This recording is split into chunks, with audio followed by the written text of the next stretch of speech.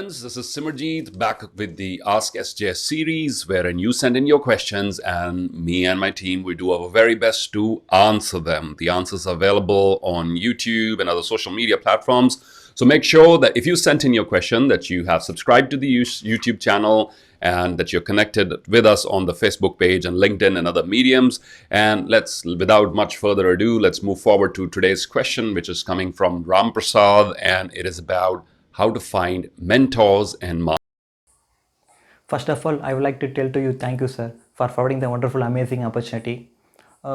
Myself, I am Ram Prasad. My question is how to find the master. We know that, sir, we want to learn any other skill. There are two options available. One is with the help of the master guidance. Another one is self-learning. I know that the significance about the with the help of the master learning, because master will teach you this is the lesson, you can learn it. Then after that I practice it, I make any mistake, master will tell to me this is your mistake, next time you correct it. It will tell about the significance about the master. In not only any skill, sir, you want to learn it with the help of the master, you are improved very well effectively. Then another option is self-learning. My question is how to find the master. This is my question, how to find the master. Then another one, my problem is suppose I am not able to finding the master, then how should I learn the skill? Maybe the self-learning, I ask about the self-learning, how to do self-learning effectively. Again once more I tell about my question, how to find the master, number one question. Number two question, suppose I am not able to getting the master, how to learn any skill effectively with your self-learning. This is my question, sir. Oh, great job. Great questions there. First of all, how to find a master or a mentor who certainly will speed up your learning process, who certainly will help you gain more skills.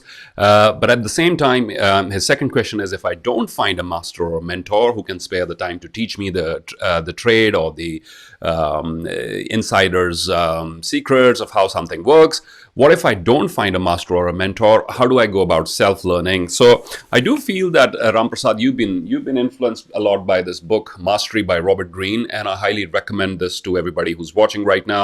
Robert Greene has been one of my favorite authors for his very well-researched books, written in sort of the narrative is very catchy. There's so many stories, historical stories, and every chapter is like a little book unto itself. Mastery is all about attaining that specific, that stage where you reach, where you feel that you're fully confident, you've mastered your domain, although you never end up in a position where you think you've reached 100% of your full potential. There's always more to achieve.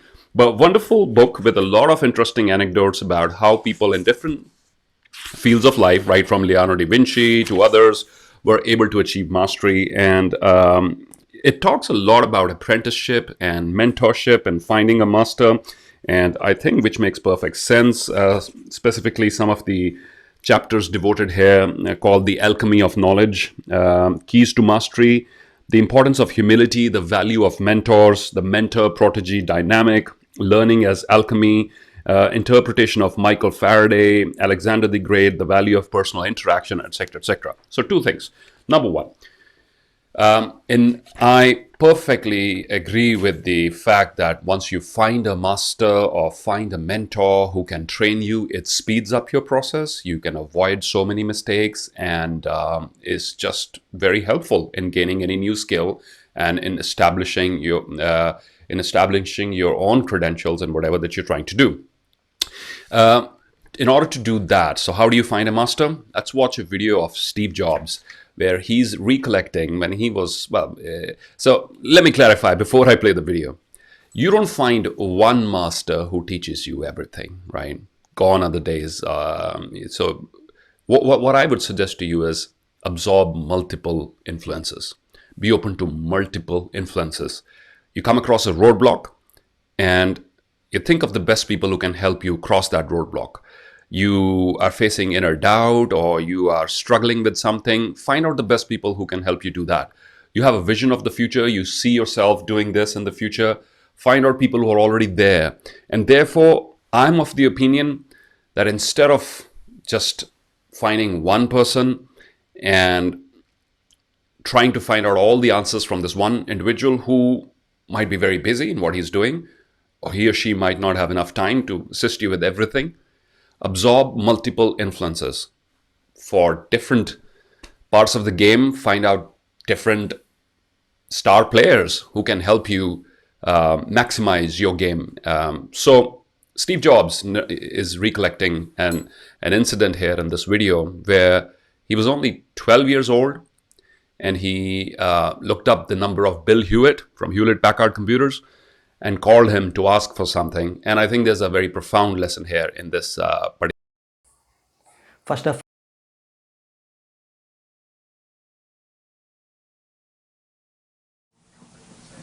No, I've actually always found something to be very true, which is most people don't get those experiences because they never ask.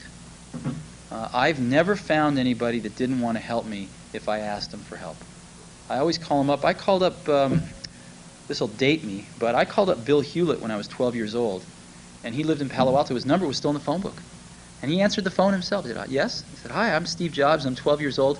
I'm a student in high school, and I want to build a frequency counter. And I was wondering if you had any spare parts I could have.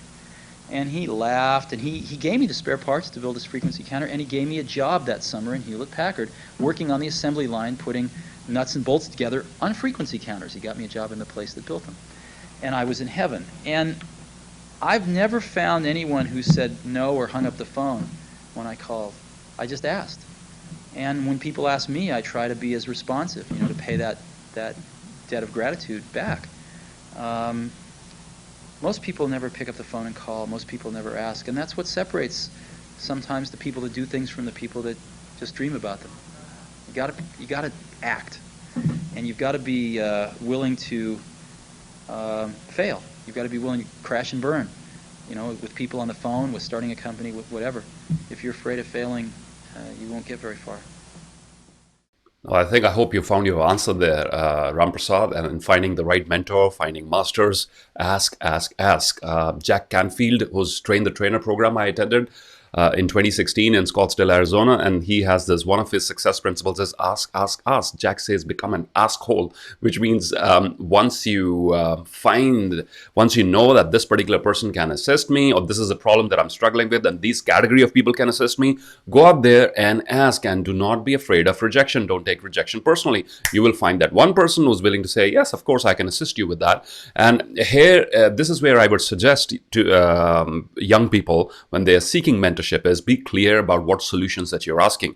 Time is a precious commodity for everybody involved in a mentorship-mentee relationship. So be very clear about what is the problem that you're struggling with. Be clear, be concise, be brief, so that you can get the specific answers that you're seeking. Don't walk into that situation all confused, all over the place. Do not waste the other person's time. What I mean is do your homework. Once you do get that opportunity to have a time slot or a Zoom interview or a phone call with that person, have your questions ready so you can get crisp, precise answers, and then understand maybe one person might not be able to assist you with everything. You might have one person who can help you with public speaking skills, but another who can help you with digital marketing skills, and you might not find the same individual who can help you do both. So there you go. That's where you need to put in your research to find out, I'm struggling with this issue right now, so that internal work will come in handy, and this is the sort of person who can assist me. Now, the second individual that can assist you, the second place or that you can find a great master is within. So spend time in meditation also. Spend time every day in meditation. Spend time in self-reflection. I'm not saying spend time in self-pity or self-criticism. A lot of the time when we are doing self-analysis, people are usually beating themselves up. Or you're not good at that, or you should have done that, or you didn't do this right, or you didn't do that right. And that is not self-analysis. That is called beating yourself up, and that's not healthy at all. I want this exercise to boost your self-esteem. I want you to recognize yourself for what you've done well, to pat yourself on the back. And I want you to be your own coach and to understand that, hey, next time I'm going to deal with the situation differently. Spend time alone every day. It's really important. If you want to talk to the master inside you, push yourself outside the comfort zone every day. take a risk, do something that you haven't done before, and that by virtue of pushing yourself outside the comfort zone, you're going to learn something new, you're going to have a new experience, and you will get a step closer to mastery. And as I said earlier, I think this is worth repeating, keep absorbing multiple influences. You could have a virtual mentor, you've never met him in person, and that person's body of work might have impacted you in a major way. Dr. Wayne Dyer's teachings have impacted me a lot. I've never had the opportunity of meeting Dr. Wayne Dyer. Sadly, he passed away a couple of years back, and nevertheless, his work has had a major impact on my outlook towards life, and all of his books and his seminars and his audios, the movie, The Shift, in fact, all of these things came at just the right time for me. So you might never ever meet your mentor. They might be in a virtual, it might be a virtual relationship, but hey, be open to absorbing multiple influences. I'll leave you with I'll leave you with a quote by Shel Silverstein on the voice inside you, and then a couple of paragraphs from Edgar Albert Guest's poem, which is titled Things That Haven't Been Done Before. Just to give you a little boost that ultimately, in the end, you're going to be covering this distance all by yourself. Other people can guide you, perhaps show you the guide map they followed, but your life, your challenges are unique to you, so you will have to figure out the way forward, my friend, and do not rely upon a master to walk your distance for you. Do not rely on a mentor to do the hard work for you. Those things you'll need to do yourself. Just like you might be going to the most expensive gym in the city, you might hire the most expensive trainer that money can afford in your city. But you will have to lift the weights yourself, all right? You will have to lift the weight yourself, and you'll have to sweat. That's the bottom line. So a mentor cannot do that for you. Listen to these words carefully. There is a voice inside of you that whispers all day long. There is a voice inside of you that whispers all day long. I feel that this is right for me. I know that this is wrong. There is a voice inside of you that whispers all day long. I feel that this is right for me. I know this is wrong. So there's this internal GPS system. This little short poem is written by Shel Silverstein.